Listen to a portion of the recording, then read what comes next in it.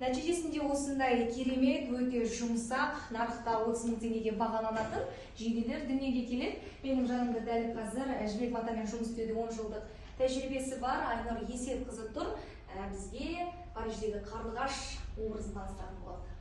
Осы Париждегі қарлығаш мен 3 ай жасадым. Негізі бұл Аспара Fashion Week'і біздің таныстырмасында конкурс Ала Эльшин 100 жылдығына байланысты жасаған. Бұл образ өзі 3 ай кетіп болған жасады. Бұл таза жібек қарындаш, таза жібекке өзім қолдан бұны бояп, былтыр Самарқандқа барып үйреніп, қолмен бояп, үстінде жүнді басып, жаңағы умаядан түсіп, несін салып, біздің қарлығаштар.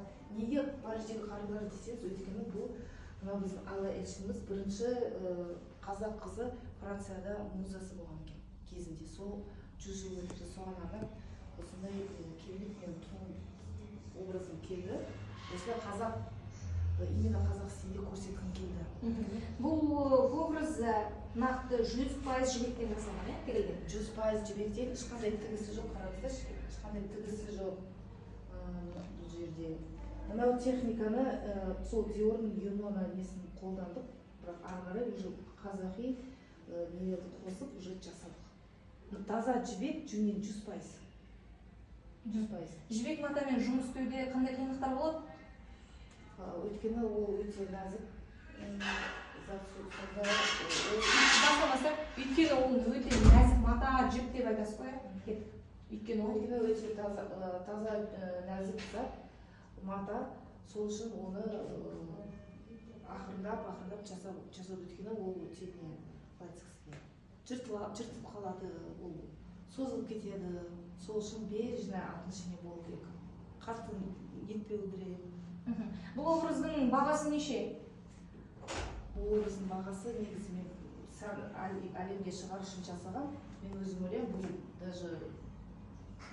бұл даже деген сөз қоспайық, қазақ тілінде айтыңызшы.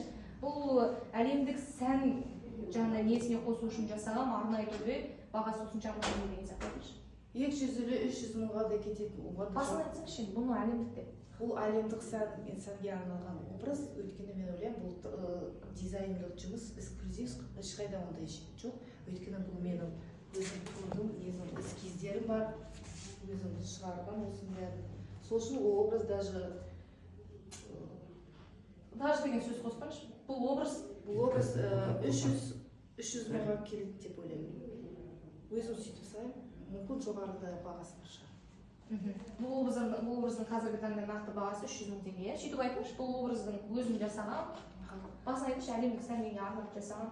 Бұл образды мен әлемдік сән неге қатысу шығару үшін шығарған. Осы образды бұл образды мен әлемдік деңгейде көрсету үшін жасаған, бағасы 300 мың теңге деп бағалап отырмын. Айдархан Қалиевті несіне конкурсына жасаған деп ол өтірік болады. 100 жылдығына арнап. Әлемдік деп айта берсін. Айта беріңіз. Өзім айтамын. Бұл образ әлемдік көрсетілімге арналған. Сол үшін бұл образды мен 300 мыңға бағалаймын. Кетіп айтамыз.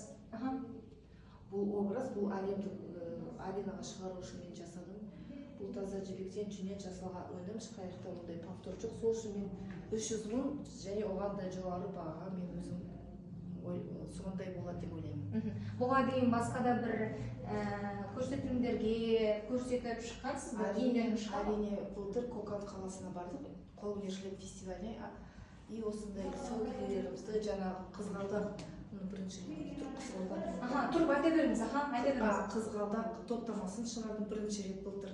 Таза жібектен жүннен жасалған, ол да өте бәрі сондай әдемі қарсы алды бізді.